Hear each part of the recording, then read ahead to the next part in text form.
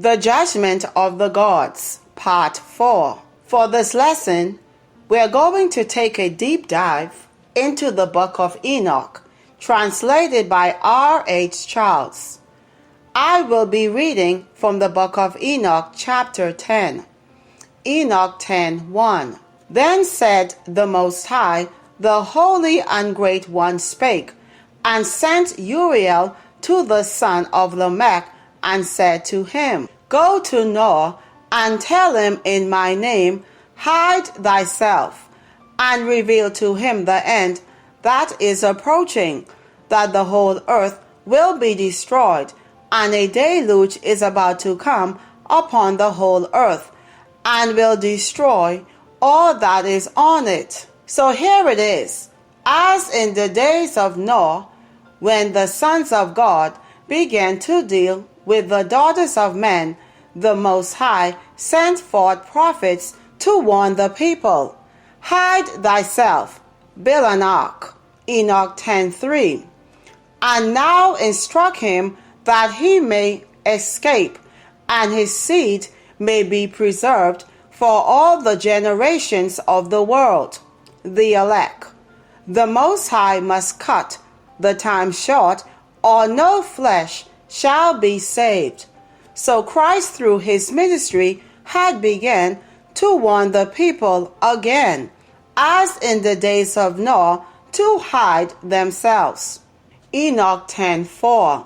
And again the Lord said to Raphael, Bind Azazel hand and foot, and cast him into the darkness, and make an opening in the desert which is in Dudel, and cast him therein. Now this was one of the head angels that were behind the revolt, the fall. It was him and Semjazer who agreed in mutual implications to come down and deal with women.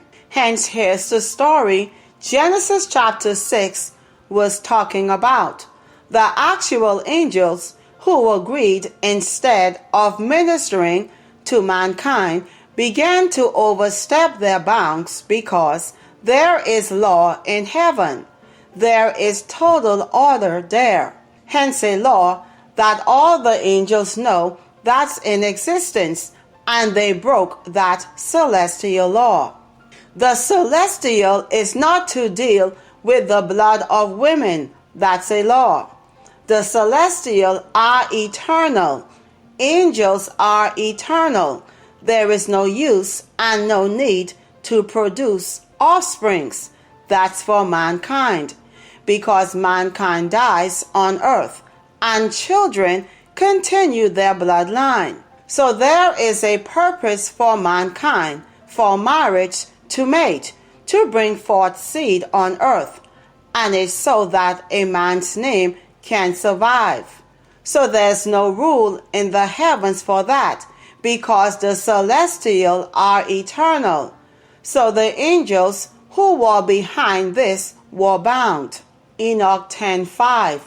And place upon him rough and jagged rocks, and cover him with darkness, and let him abide there forever, and cover his face, that he may not see light. Enoch 10:6. And on the day of the great judgment he shall be cast into the fire. Now obviously there's a judgment where Azazel is being preserved in hell to eventually be thrown in a fire that's within the middle of the earth, and heal the earth which the angels have corrupted, and proclaim the healing of the earth, that they may heal the plague, and that all the children of men may not perish through all the secret things that the watchers have disclosed and have taught their sons. Enoch 10:8. And the whole earth has been corrupted through the works that were taught by Azazel. To him ascribe all sin. Now in the law itself, back then, when Israel was a nation, once a year all sins would be ascribed as an atonement to the scapegoat. So all the sins of the people would be put on a goat and led out in the wilderness before the atonement. Azazel, the fallen angel, was the scapegoat whom the Most High said to ascribe all sins. Enoch 10:9. And to Gabriel said the Lord, proceed against the bastards and the reprobates, and against the children of fornication, and destroy the children of fornication, and the children of the watchers from amongst men, and cause them to go forth, send them one against the other, that they may destroy each other in battle. For length of days shall they not have. Now these bastards were the children produced from women and the fallen angels. These bastards are fatherless children. They don't belong to the Most High. So not only would there be a judgment on the fallen angels, but their offsprings also. Greek mythology tells the story of the clash of the Titans, where they say that there was a war between the children of the giants pre-flood. But this is not a myth at all. The Most High had it through societal differences where the children of the fallen angels, the Nephilims, began to war against one another. Enoch 10:10.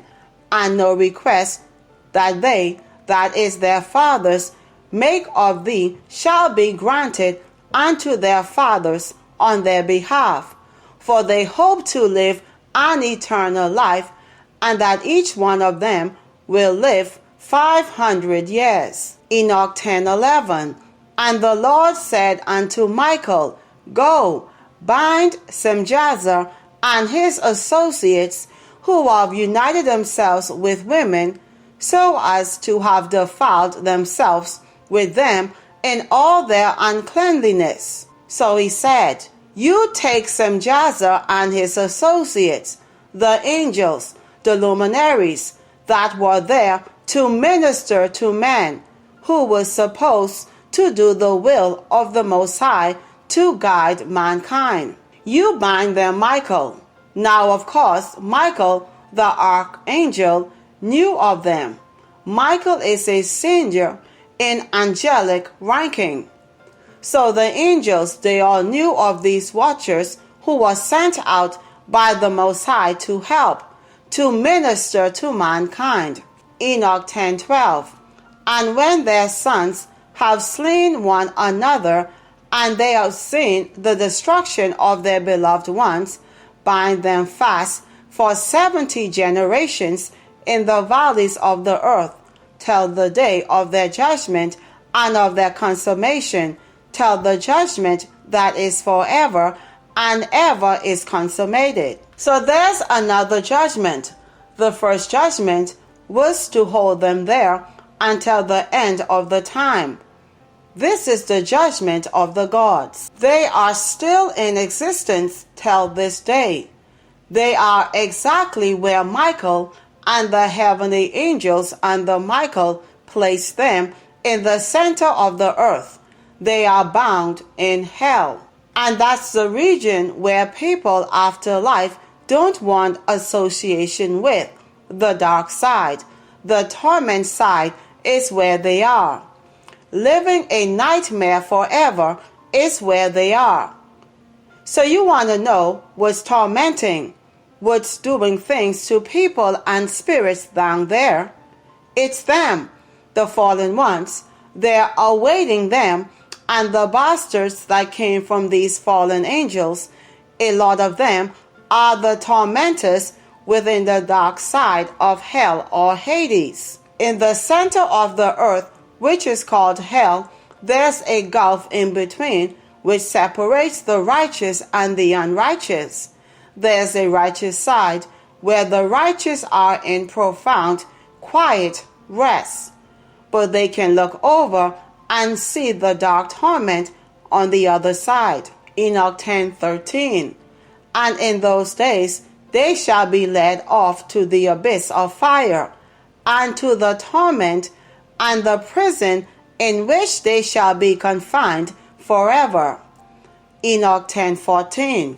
And whosoever shall be condemned and destroyed will from thenceforth be bound together with them to the end of all generations, and destroy all the spirits of the reprobate and the children of the watchers, because they have wronged mankind. The Most High said they should be bound because they have wronged mankind. You notice that Satan's narrative is to blame everything on the deeds of men. Now, while men will not escape their judgment, the Most High is setting the narrative the way it should be, that the judgment should be on those who were sent to guide mankind to righteousness first, who's responsible for the wickedness and turning mankind away from the Most High. The only thing we see in the earth is blaming man without highlighting the unseen hand behind directing mankind into unrighteousness and righteous acts against the God who made them. Enoch 10:16. Destroy all wrong from the face of the earth, and let every evil work come to an end, and let the plant of righteousness and truth appear, and it shall prove a blessing. The works of righteousness and truth shall be planted in truth and joy forevermore. And then shall all the righteous escape, and shall live till they beget thousands of children, and all the days of their youth and their old age shall they complete in peace. Enoch 10:18. And then shall the whole earth be tilled in righteousness, and shall all be planted with trees, and be full of blessing. And all desirable trees shall be planted on it, and they shall plant vines on it, and the wine which they plant thereon shall yield wine in abundance. And as for all the seed which is sown thereon, each measure of it shall bear 1,000, and each measure of olives shall yield 10 presses of oil. Look at how much the Most High is about to restore it back after the judgment. Praise the Most High. Enoch 10:20. And cleanse thou the earth from all oppression, and from all unrighteousness, and from all sin, and from all godlessness, and all the uncleanliness that is wrought upon the earth, destroy from off the earth. Oppression will never end until this happens, until this time of judgment. There will always be oppression. This is how Satan's system has been set up within the earth. In order to get mankind to do his will, they had to set up systematic oppression that will force people against their moral standings when it comes to the connection and beliefs of their gods. Oppression can force people against their moral will. It's a tool used by the devil to control people. Thank you for listening to part 4 of the Judgment of the Gods. Please subscribe to the channel, like, comment, and share the videos. Be blessed always.